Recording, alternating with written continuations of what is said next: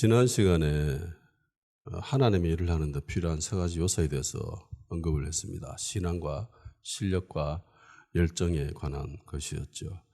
신앙이라고 하는 것은 방향성을 이야기합니다. 일을 하는데 신앙의 관점에서 하는 것과 세상적인 관점에서 하는 것은 천지차이죠. 인간적인 관점에서 그 일을 하는가 아니면 하나님 관점에서 그 일을 하는가, 이것은 너무너무나 중요합니다. 하나님 관점에서 일을 하는데 실패하더라도 그것은 실패가 아니지만, 인간적인 관점에서 일을 하게 되면 그것은 성공하더라도 그건 성공이 아닙니다.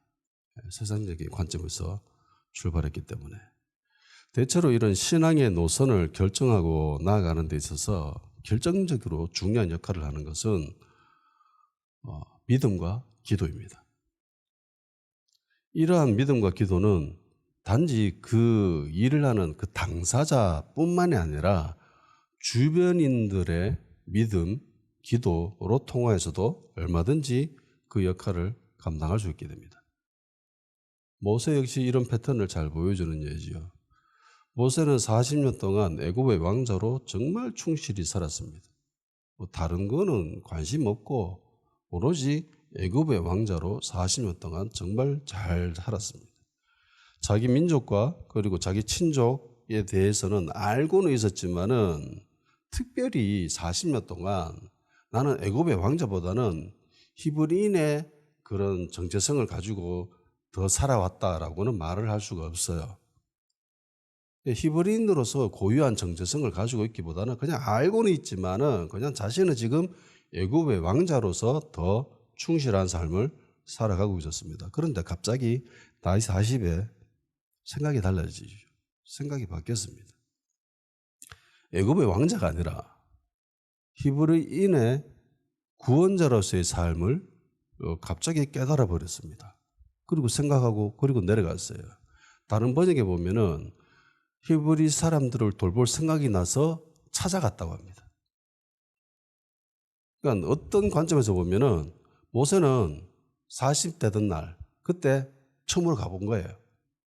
히브리 사람들 어떻게 사는가 갑자기 생각났습니다. 왜 갑자기 이런 생각이 들었을까? 하나님 생각나게 하셨겠죠. 네. 하나님 왜 갑자기 모세가 이런 생각을 하게끔 만들었을까요? 하나님은 분명히 모세의 어머니의 기도에 응답하셨을 거라고 저는 생각합니다. 다른 애들은 태어나면 다 죽어야 되는데 얘는 태어나서 못 죽였죠. 안 죽였습니다. 너무 이뻐가지고. 하나님 보시기에 너무나 아름다워서 살렸습니다. 그런데 도저히 더 이상 숨어서 못 키워서 그 갈대 상자에 태워서 보냈습니다. 그런데 기적같이 애굽의 파라오의 공주가 그것을 건지고 그리고 양자로 삼았습니다. 그리고 또 희한하게도 그 아이의 유모로 자기가 선택이 된 거예요. 이런 과정을 겪은 당사자라면은 모세를 향해서 어떤 마음을 가지겠어요? 야, 얘는 좀 특별하다. 하나님이 얘를 통해서 뭔가를 하려는 같다라는 생각을 할 수밖에 없어요. 앞으로 애굽의 왕자로 자라야 되니까. 죽어야 되는데 애굽의 왕자로 자라가게 되니까 기적 같은 일들이 계속 연속적으로 이어지니까 애를 젖먹이면서 애를 축복 안 할 수가 없고요. 애를 젖먹이면서 기도 안 할 수가 없습니다.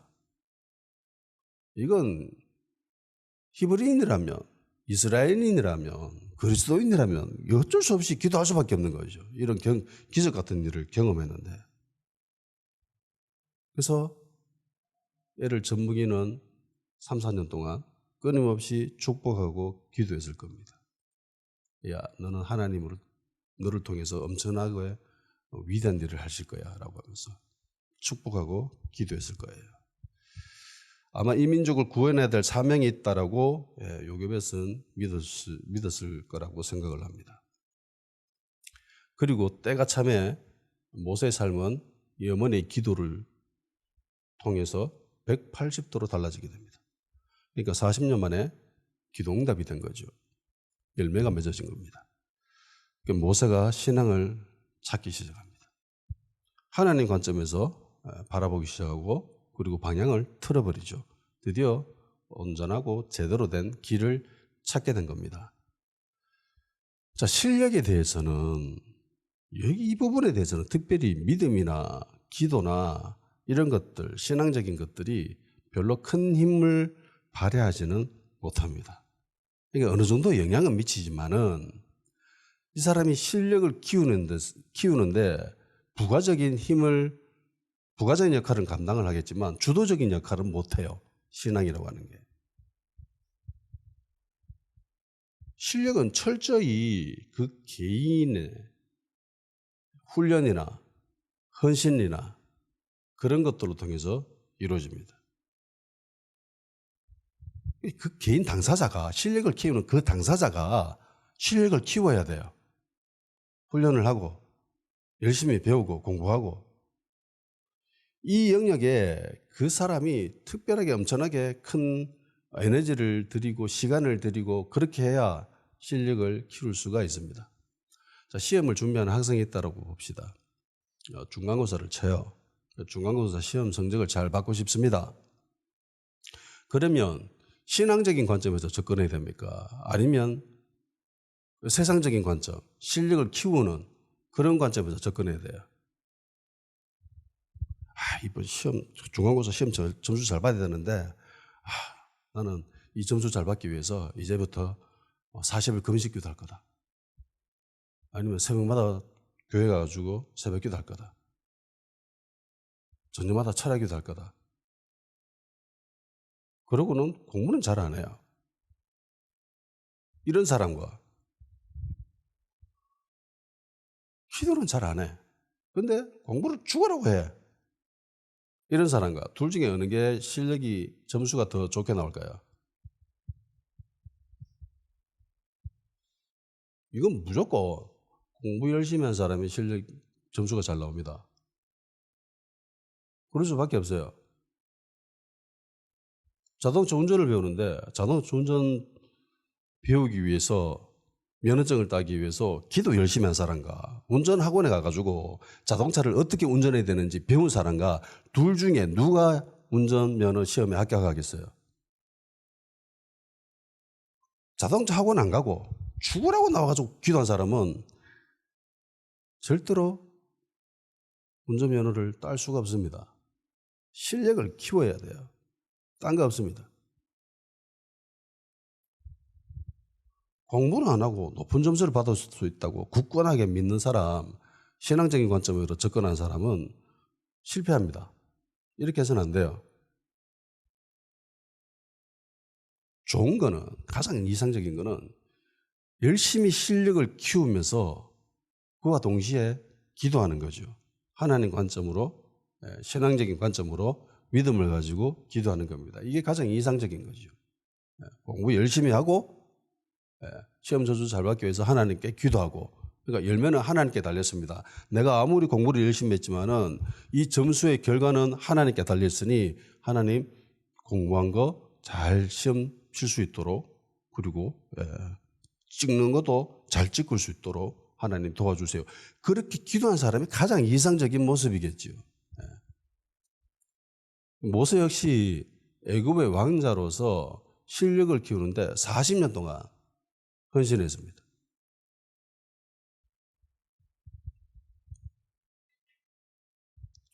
마지막으로 열정이죠. 이 영역의 중요성은 다른 영역에 비해서 조금 그 중요도가 떨어지는 것이 사실이에요. 사람들이 인식하는 관점이. 특별히 교회에서는 첫 번째 신앙의 관점을 굉장히 중요하게 여기죠. 이 부분에 대해서 많이 이야기를 합니다. 세상 사람들은 두 번째 실력을 키우는데 거의 올인하죠. 교회는 간혹 실력을 키우기보다는 기도로 부족한 부분을 커버하려고 하는 그런 모습을 보이기도 합니다. 기도로 통해서 모든 것이 다 감당할 수 있다, 가능하다라고 생각하는 일부의 사람들이 있습니다. 그리고 자기 스스로 생각하죠. 나는 좀 영적인 사람이야. 왜? 세상적인 것보다 영적인 것에 더 관심을 기울이기 때문에 밸런스가 중요해요. 이래서는 안 된다는 겁니다. 실력을 키워야 되죠. 시험 점수 잘 받으려면 공부를 해야 되고 면허증을 따려면 자격증 공부를 해야 됩니다. 기도하는 게 아니라. 그래도 기도하지 말라는 소리는 아니에요. 이렇게 얘기하면 꼭 공부만 열심히 하고 기도를 하지 말라는 갑다 라고 생각하는 사람들이 있는데 그 말이 아니랍니다. 반대로 세상에서는 실력을 키우는 것을 제일 중요하고 절대적인 것이라고 생각을 합니다. 그래서 밤새워 공부하고 주일도 예배 안 드리고 공부하고 실력을 키우는데 거의 자기 삶을 던지죠. 그런데 이 두 요소 이외에 이 열정적인 부분에 대해서는 사람들이 그렇게까지는 중요하게 생각하지 않는 것 같아요. 자동차가 있습니다. 엔진이 힘이 좋고 팔팔해요. 차가 엄청나게 고급진 차입니다. 럭셔리카예요. 안에 인테리어도 화려하고 멋진 차입니다. 그런데 차를 움직이려고 보니까 기름이 없어요. 기름이 하나도 없어요. 그러면 이 차는 차로서의 역할을 감당을 못하죠. 차를 끌고 갈 수가 없습니다. 달릴 수 없는 자동차는 자동차일까요? 아니면은 그냥 고철덩어리일까요? 차가 있는데 정말 화려하고 엔진도 좋고 막 이렇게 성능도 엄청난데 얘가 달릴 수 없어. 그러면 이 자동차는 자동차일까요? 아니면 자동차가 아닌 그 무엇일까요?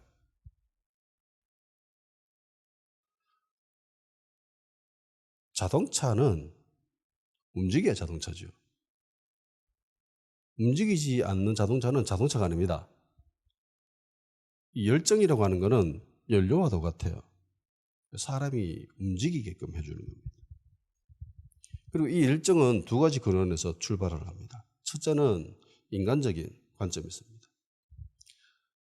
이 열정의 근원이 인간으로부터 시작하는 사람들이 있고 이 열정의 근원이 하나님으로부터 시작하는 사람들이 있습니다. 대부분 세상의 모든 사람들은 인간적인 것에서 출발이 되죠. 개인의 공명심, 명예, 인정받는 거, 자기가 더 높아지는 거 이런 것이 그 사람을 움직이는데 크나큰 작용을 합니다. 모세 역시 이렇죠. 모세가 애굽 사람을 쳐 죽였습니다. 보려고 애굽 사람 갑자기 생각이 나가지고 40년 만에 찾아나러 갔는데 애굽 사람한테 부동하게 맞고 있어. 열받았어. 그래서 쳐 죽였습니다. 모세가 애굽 사람을 쳐 죽인 것은 하나님의 뜻하고 관련이 있습니까? 하나님의 뜻하고는 별 상관이 없어요. 그 부당한 모습을 보고 모세는 참지 않았습니다. 행동에 옮겼습니다. 죽였죠.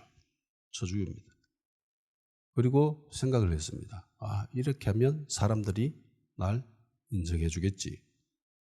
그리고 여기도 성경에도 기록되어 있잖아요. 사람들이 나를 이스라엘의 구원자라고 깨달으리라고 생각했는데 깨닫지 못했다라고 기록하고 있습니다. 타이밍도 기가 막히죠. 마침 생각이 나가지고 내려가는데 마침 그 일이 딱 벌어진 거예요. 그래서 머리 생각해보면 이러면 이래 되겠네 라고 생각하고 죽였습니다. 근데 일이 이상하게 흘러갑니다. 애굽인을 쳐 죽이면 히브리 사람들이 날 인정해주고 환호해주고 날 구원자로서 깨닫겠지라고 생각했는데 예상과는 다르게 흘러갑니다. 다음날 내려갔는데 서로 싸우고 있어요. 말렸습니다. 그러니까 사람들이 이야기합니다. 누가 너를 우리의 관리자로 세웠는데 왜 우리 위에 있는 사람처럼 그렇게 이야기하고 행동하는데 라고 하면서 사람들이 대듭니다. 그리고 애굽 사람을 죽인 것 같이 우리도 죽이려고 하느냐라고 하는 이 말 한마디에 실족하고 도망칩니다. 이 열정의 근원이 인간으로부터 시작하는 사람들은 대체로 한번 무너지잖아요. 그러면 그 실족감, 낙담이 너무나 커서 잘 일어설 수가 없습니다. 자신의 하는 일에 대한 기대치가 굉장히 높거든요. 자신의 힘과 자신의 능력과 그런 것들로부터 출발을 해가지고 이렇게 하면 사람들이 나를 인정해주고 내가 세워지고 내가 높임받고 이런 것들을 기대하면서 했는데 일이 영 정반대로 올라가요. 그러면 이 사람들은 넘어집니다. 기대가 큰 만큼 좌절감도 큰 법이죠. 그래서 엄청나게 큰 실족을 하고 무너지게 됩니다. 무너지면 잘 못 일어나요. 모세는요 40년 동안 못 일어납니다. 그 좌절감, 그 실망이 너무나 컸기 때문에 모세는 혈기를 부려가지고 애굽 사람을 죽여버렸습니다. 말 한마디 듣고 실족해가지고 도망치지요. 혈기를 부리는 사람들 대부분은 그 동기가 하나님으로부터 나오는 것이 아니라 자기 자신으로부터 나옵니다. 그리고 우리가 잘 알아채지 못하지만은 이 영역에 있어서 마귀의 역할은 치명적인 결과를 낳게 합니다. 마귀는 이 영역을 잘 건드려요. 그 신앙적인 것, 실력을 키우는 것, 여기에서 사람들은 힘들다라고 생각을 하고 그리고 마귀가 많이 방해한다고도 생각을 합니다. 실제로도 그래요. 그런데 한번 방향을 잡잖아요. 그리고 실력을 어느 정도 궤도만큼 올려놓잖아요. 그러면 마귀는 이 부분에 있어서 특별히 큰 영향력을 발휘 못합니다. 내가 이미 방향을 잡았는데 내가 실력을 어느 수준 정도로 올려버렸습니다. 그러면 마귀는 그 실력을 끄집어내릴 수 있는 힘이 없어요. 실력적인 부분에 있어서 영적인 영역이 별로 간섭을 하지 못하기 때문에 이건 하나님도 마찬가지고 마귀도 마찬가지입니다.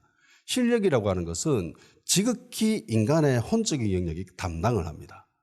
내가 얼마만큼 인내하고 공부하고 훈련하고 헌신하고 뭐 이런 것이 거의 결정적으로 좌우해요.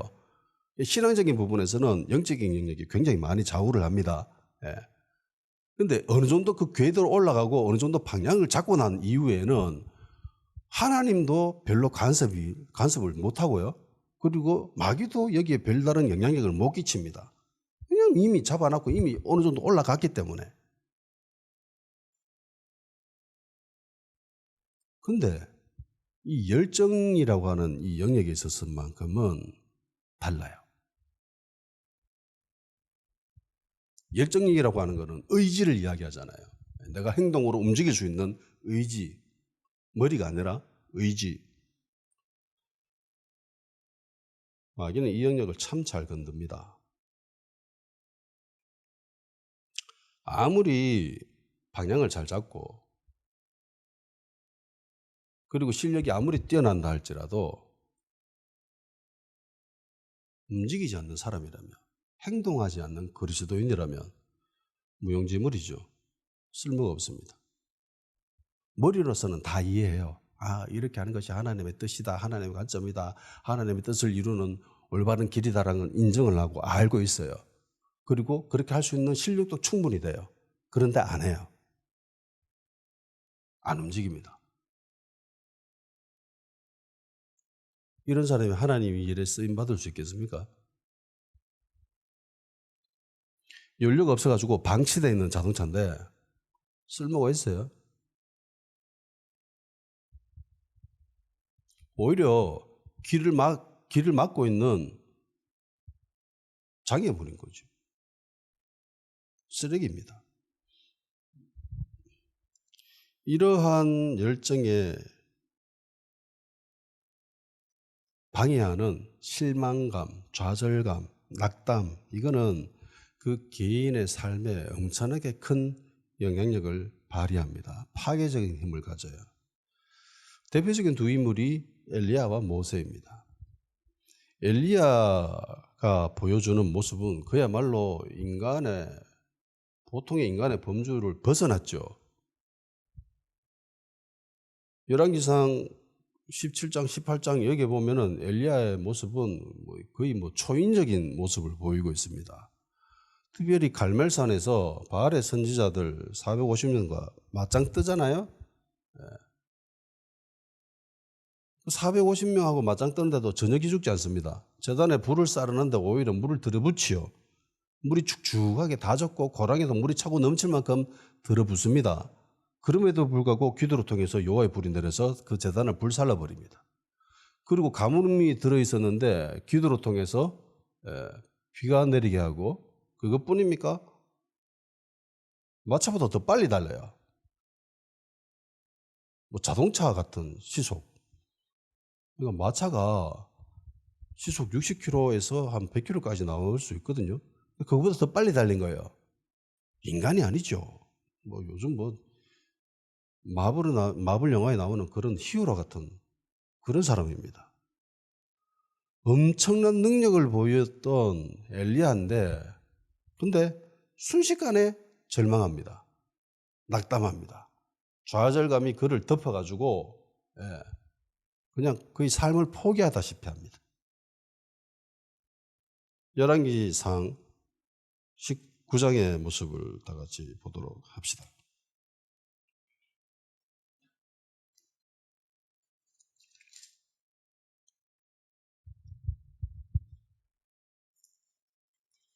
열왕기상 19장입니다.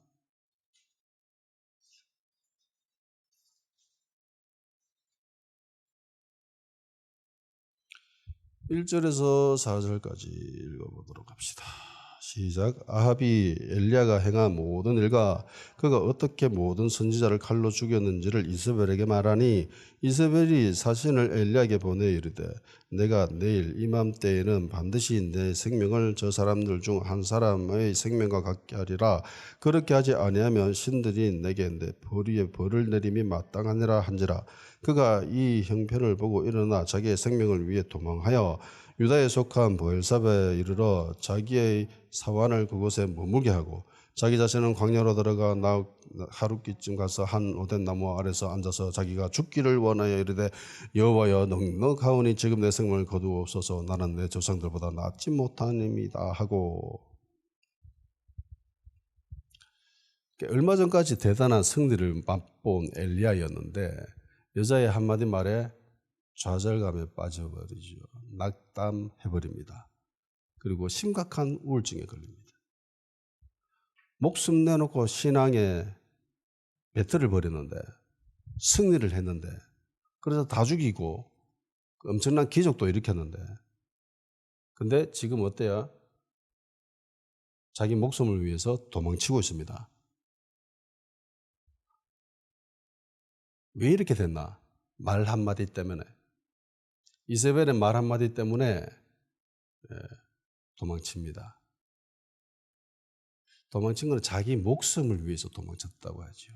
그러니까 하나님의 일을 하는 사람은 자기 목숨을 소중하게 여겨서는 안 돼요.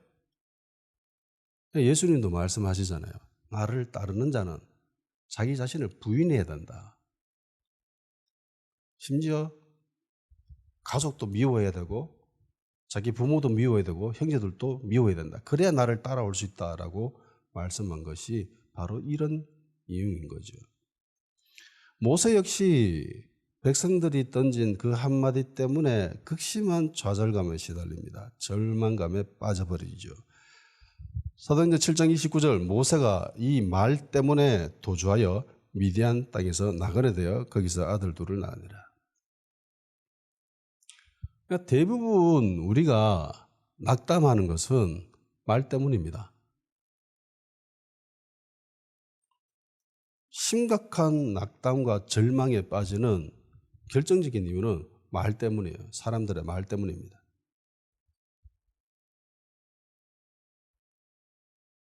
학교에서 왕따 당하고 직장에서 왕따 당하고 이런 사람들 대부분 말로서 왕따 시키는 거고, 그리고 그 말 때문에 피해를 입고 우울증에 빠지기도 하고 심지어 삶을 포기하는 사람들도 있습니다.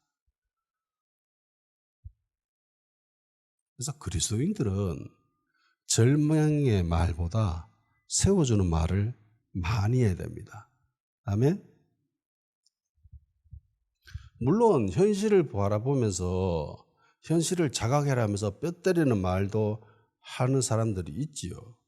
간혹 필요하기도 합니다. 그런데 그 당사자도 자기가 어떤 상황인지 잘 알아요. 우리가 봐야 할 것은 현실을 바라보는 눈보다는 믿음으로 바라보는 눈이 더 중요합니다. 믿음의 세상에서 절망의 말, 좌절의 말 같은 현실적이고 냉정한 말이 아니라 믿어주고 세워주고 인정해주고 사랑해주고 축복해주는 말이 더 필요합니다. 마귀는 신앙을 가지지 못하도록 방해하지요. 그러다가 믿음과 기도로 신앙을 가지게 되면은 더 이상 큰 영향력은 발휘 못하게 됩니다. 마찬가지로 실력적인 부분에서도 동일해요. 마귀가 방해한다고 가지고 있던 실력이 사라지지는 않아요. 그리스도인들에게는 웬만하면 마귀가 신앙적인 면과 실력적인 면에서 큰 영향력을 발휘하지 못합니다. 그래서 노리고 있는 것이 이 열정이에요. 이 부분을 많이 노립니다. 신앙이 있고 실력이 있다 할지라도 이 열정이 사그라져 버리면 할 수 있는 의지가 사라진다면은 마귀는 성공한 거죠. 그래, 네 신앙 제대로 가져라. 뭐 하나님을 아는 지식 그래 많이 가져라. 그래, 실력 많이 키워. 더 키워. 근데 그것을 가지고 활용하지 못한다면 아무런 쓸모가 없는 거예요. 마귀가 노리는 일 중에 하나는 바로 이런 겁니다. 절망감과 낙담을 경험한 사람들은 정말 쉽사리 회복하지 못합니다. 엘리야도 그렇죠. 들어 넘어가지고 못 일나죠. 죽어버리랍니다. 하나님이 어르고 달래고 먹이고 이래가지고 겨우 그래서 설득을 시키잖아요.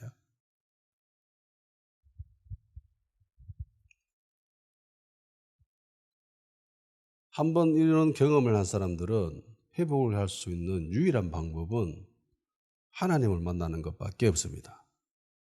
하나님을 만나야 이런 절망감과 영적인 우울증에서 벗어날 수가 있습니다. 엘리야도 호레산에서 하나님을 만나게 되죠. 그리고 사명을 다시 받습니다. 비전이 다시 생긴 거예요. 그래서 움직일 수가 있는 거죠. 모세 역시 하나님을 만나고 겨우 회복이 됩니다. 그런데 이 회복되는 과정 역시 엘리야처럼 만만치가 않아요. 모세가 하나님을 만나는 과정에 대해서 잠시 한번 살펴보도록 합시다. 이제 도망친 모세는 애굽의 왕자도 아니지요. 히브리인의 구원자로서의 모습도 아닙니다. 이제 나이 40에서 나이 80 동안 모세의 두 번째 삶은 그냥 목자로서 사는 거예요. 결혼해서 애 놓고 거기 양떼를 돌보는 그런 삶으로서 40년을 삽니다. 미련도 없었습니다. 한 가정의 가장으로서 그냥 40년을 살았어요. 낙담해서. 그런데 40년 만에 또 성경에서 재미난 표현을 하죠. 40년이 참해 이렇게 얘기합니다. 그러니까 늘 하나님의 때가 중요한 거예요. 그 때가 돼야 돼요. 40년이 되니까 이제 또 하나님이 나타나십니다. 천사가 떨기나무에 나타나가지고 불이 활활 타는 그 현상을 통해서 다시 하나님을 만나는 놀라운 일을 경험합니다. 모세는 불타는 떨기나무를 보고 이야 저거 참 희한하네 라는 생각을 했습니다. 그리고 그 모습을 보려고 가까이 다가갔어요. 그리고 가까이 가는 순간 하나님의 말씀이 들립니다. 만일 모세가 불타는 떨기나무를 보고 야, 저 떨기나무 불타는데 왜 나무는 멀쩡하지? 희한하네? 라고 생각하고 잃어버린 양을 찾으러 가버렸으면 모세는 하나님을 만날 수 있었을까요? 하나님 못 만납니다. 그러니까 모세가 비록 40년 동안 모든 것을 포기하고 낙담하고 절망해서 그냥 나에게 주어진 삶은 뭐 여기까지인가 보다라고 생각하면서 그냥 저냥 그렇게 살았습니다. 그렇다고 영적인 영역에 대해서 전혀 관심이 없었던 건 아니에요. 희한한 일을 바라보면서 나아가죠. 방향을 틉니다. 양을 찾으러 가야 되는데, 잃어버린 양 찾으러 가야 되는데 일단 그건 접어버리죠. 그건 접어두고 세상적인 영역에서는 끊어버리고, 그리고 영적인 것에 방향을 틀어버립니다. 그리고 나아가는 순간 하나님의 말씀이 들립니다.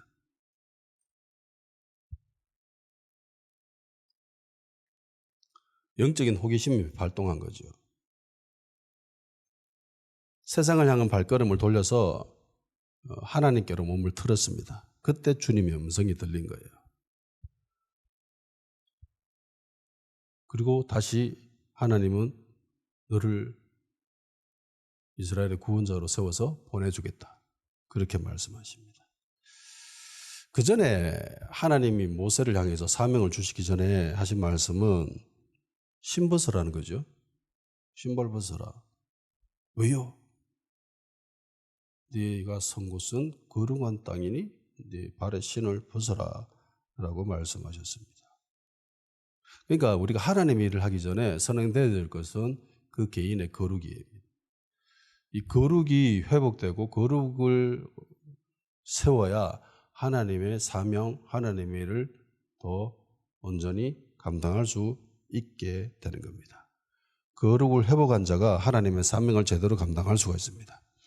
거룩은 하나님의 자녀가 하나님의 일을 하기 위한 선행되어져야 될 필수적인 요소입니다. 그리고 하나님께 몸을 돌려서 가까이 가는 순간 모세는 드디어 하나님을 만나게 됩니다. 40년 전에 자기가 감당하려고 한 그 사명은 다시 하나님께로 받게 되는 거죠. 그런데 엄밀히 말하면 첫 번째입니다. 40년 전에 자기가 이스라엘의 구원자로서 사명을 가지고 행동에 옮겼던 것은 하나님께로 받은 것이 아니죠. 자기 생각이었습니다. 자기가 하고 싶어서 한 거예요.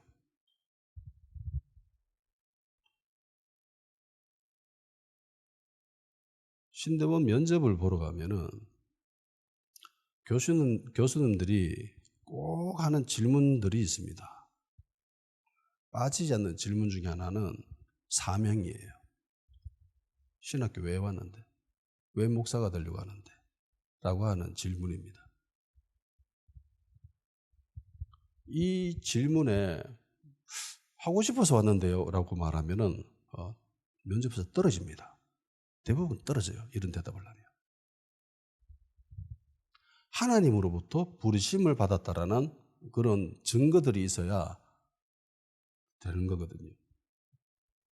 사명을 받았다라는 언급을 해야 되는데 그건 이야기하지 않고 내가 하고 싶었어요 라고 이야기하면 안 된다는 거예요. 그만큼 사명을 누구로부터 받았냐라고 하는 것은 정말 중요합니다. 모세는 하나님으로부터 사명을 받습니다. 첫 번째 사명이었어요. 그 전에 40년 전에는 자기가 그 일을 해야 된다라고 스스로 생각했었고 그래서 스스로 권위를 세우려고 했습니다. 그러니까 사람들이 방해하죠. 사람들이 인정 안 해주죠. 누가 너를 세웠는데? 라고 하면서 대듭니다. 그러니까 권위를 스스로 세우려고 하는 사람들은 대부분 망해요. 그런데 하나님이 권위를 세워주시면요 불가능하다라고 생각하지만은 가능하게 됩니다. 자, 모세는 신앙적인 관점에서도 제대로 된 방향을 잡고 있죠. 그리고 실력도 충분합니다. 오히려 실력은 넘치지요. 자, 이제 열정만 있으면 이 일을 할 수 있습니다. 근데 모세의 모습이 이상합니다. 출애굽기 3장으로 가봅시다.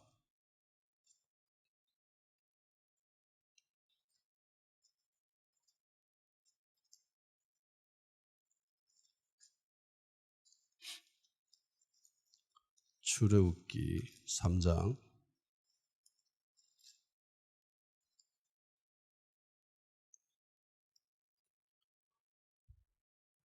11절에서 14절까지 보겠습니다.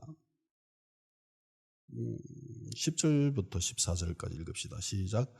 이제 내가 너를 바로에게 보내어 너에게 내 백성 이스라엘 자손을 애굽에서 인도하여 내게 하리라. 모세가 하나님께 아뢰되 내가 누구에게 바로에게 가며 이스라엘 자손을 애굽에서 인도하여 내리까? 하나님이 이르시되 내가 반드시 너와 함께 있으리라. 네가 이 백성을 애굽에서 인도하여 낸 후에 너희가 이 산에서 하나님을 섬기리니 이것이 내가 너를 보낸 증거니라. 모세가 하나님께 아뢰되 내가 이스라엘 자손에게 가서 이르기를 너희의 조상의 하나님이 나를 너희에게 보내셨다 하면 그들이 내게 묻기를 그 이름이 무엇이냐 하리니 내가 무엇이라고 그들에게 말하니까? 하나님이 모세에게 이르되 나는 스스로 있는 자이니라. 또 이르시되 너는 이스라엘 자손에게 이같이 이르기를 스스로 있는 자가 나를 너에게 보내셨다 하라. 아멘. 좀 지나서 4장 1절에서 2절입니다.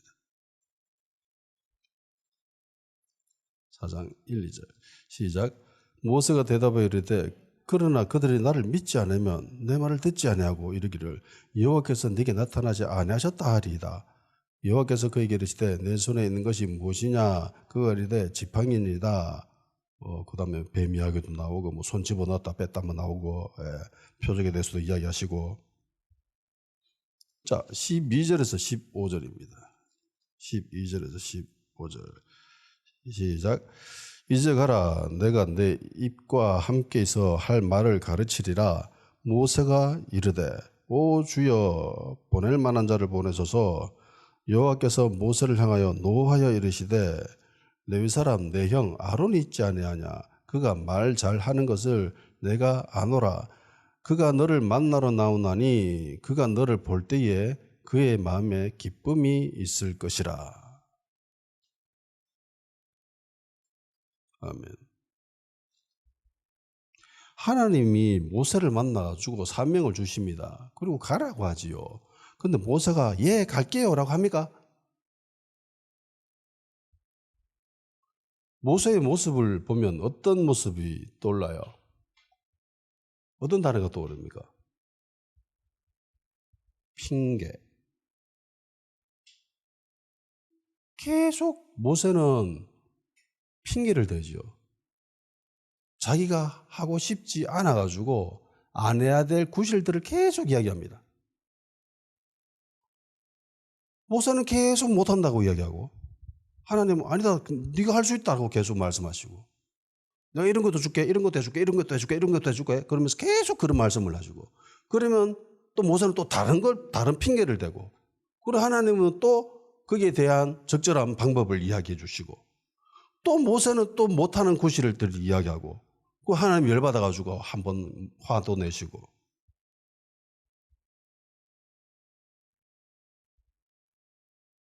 하나님은 너 잘할 수 있어라고 하는데 모세는 아니요 나 못해요 라고 계속 이야기합니다. 그러니까 모세의 실족을 상상할 수 있겠습니까? 모세가 겪은 그 낙담을 상상할 수 있겠어요? 보통 웬만한 사람이면 하나님 그런 상황 가운데 하나님을 경험하게 되면 대부분 꼬그라집니다. 사람들은. 그리고 하나님 무슨 말씀하시든 야 알겠습니다라고 그렇게 인정할 수밖에 없어요. 신앙을 가지고 있는 사람이라면. 그런데 모세는 어때요? 계속 버팅기잖아요. 못한다고 하잖아. 왜 이래요? 그만큼 상처가 컸다라는 겁니다. 모세가 또 생각할 수 있었겠죠. 아니 40년 전에 좀 해주지. 지금 40년이 더 올려가지고 내 나이 지금 80이 영감이에요. 영감. 힘도 없어요. 나이 80 먹어가지고 도대체 뭘 할 수 있습니까? 아니 그때 좀 해주지. 그때 좀. 내가 하려고 했던 그때. 내가 하고 싶을 때는 안 시키고 방해하고 그렇게 하더만. 이제 힘 다 빠져가지고 전 아무것도 못하는 인사런 상황에 나타나가지고 하라고 하시니까 내가 열받지 안 받아. 그런 모습이에요. 지금 모세의 모습.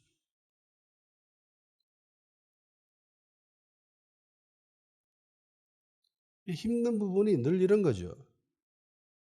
내가 어떤 일을 하려고 마음먹었을 때는 못하게 하고,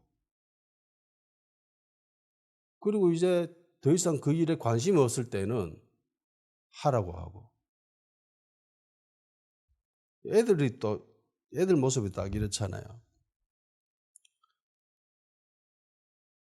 오랜만에 마음 잡고 공부하려고 딱 폼 잡아가지고 책상에 딱 앉으려고 하는데 엄마가 갑자기 공부 안 하나? 라고 이야기하면은 갑자기 공부할 마음이 사라집니다. 이게 인간의 모습이에요.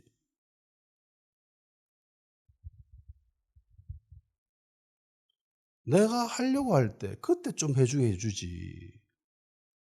왜 힘 다 빠지고 늙어가지고 할 수 있는 게 아무것도 없는데 왜 이때 하라고 하시는지. 기분 나쁠 수 있죠. 그런데 생각해 봅시다.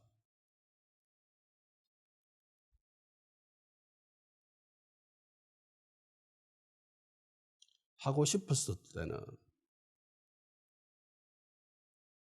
40년 전에 자기가 권위자로 세움받고 자기가 그 이스라엘의 구원자로 인정받고 이끌어내려고 했을 때는 동기가 하나님으로부터 출발한 게 아니에요. 자기 자신에 있었습니다. 한마디에 실족을 하고 낙담을 했습니다. 그리고 40년이 흐르고 난 뒤에 하나님이 다시 부르셨습니다. 가라고.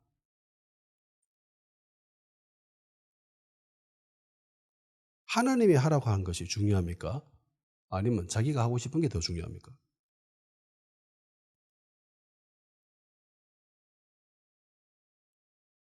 내가 아무리 그 일을 하고 싶다 할지라도 하나님이 하지 말라고 하면은 그리스도인들은 그 일을 해야 돼요? 말아야 돼요? 하면 안 되죠. 지가 하고 싶어도 하나님이 하지 마라 그러면 안 해야 됩니다. 중요한 거는 자기가 하고 싶냐 하고 싶지 않느냐가 아니에요. 하나님으로부터 사명을 받았느냐 안 받았느냐가 중요합니다. 그때는 내가 원하는 때와 다를 수가 있습니다. 내가 생각하는 가장 적절한 때와 하나님이 생각하는 때는 다를 수가 있어요. 모세는 나이 40이면 괜찮겠는데라고 생각을 했습니다. 이때가 가장 좋다라고 생각했습니다. 그런데 하나님은 아니다라고 생각을 했습니다. 하나님은 나이 80에 이때다라고 생각을 했습니다. 모세는 나이 80에 이거는 도저히 안 돼라고 생각했습니다. 근데 결과적으로 누가 맞아요? 하나님이 맞습니다. 희한하죠. 모세는 나이 80 먹어도 혈기가 사라지지 않아요. 나이 80 먹은 영감이 됐는데도 불구하고 그 혈기가 아직 사라지지 않아요. 자기가 원래 가지고 있었던 그 천성, 그 성격, 그게 나이 80 먹어도 그대로 있어요. 돌멩이로 막 치고 결국은 그것 때문에 못 들어가잖아요. 가나안 땅. 그토록 들어가고 싶은 그 가나안 땅 하나님께 엎드려가 사장사장하면서 제발 들어가게 해주십시오라고 부탁했는데도 못 들어갔습니다. 왜? 혈기 부려가지고. 그런데 나이 40대였을 때 만일에 이스라엘이 이집트에서 탈출했다면 어떻게 됐을까요? 모세의 그 혈기가 한 번으로 끝났겠습니까? 한두 번으로 끝났겠어요? 사람들이 늘 대적하지요. 늘 방해하고 늘 대들고 늘 팽패를 부립니다. 그 모습을 보고 모세가 가만히 있었겠어요?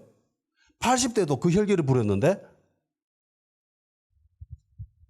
아마 40에 나왔으면 이스라엘 민족은 박살났을 겁니다. 모세 혈기 때문에.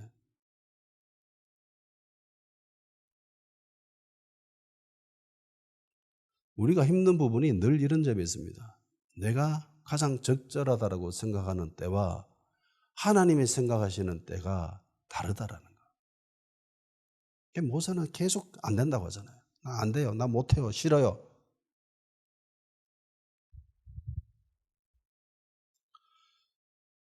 오늘 여기까지 하고 기도하는 시간 가지도록 합시다. 신앙과 실력과 열정을 고루 갖출 수 있는 균형 잡힌 그리스도인이 되게 해주시옵소서. 그리고 말로 사람들을 세워주고 일으켜주는 그리스도인 되게 해주시옵소서. 주님이 부르실 때에 세상으로 향하는 발걸음을 뿌리치게 하시고 주님께로 나의 몸을 돌이켜 나를 거룩하게 하시고 그리고 사명 주실 때에 아멘 하고 받아들일 수 있는 그리스도인 그런 교회 되게 하여 주시옵소서.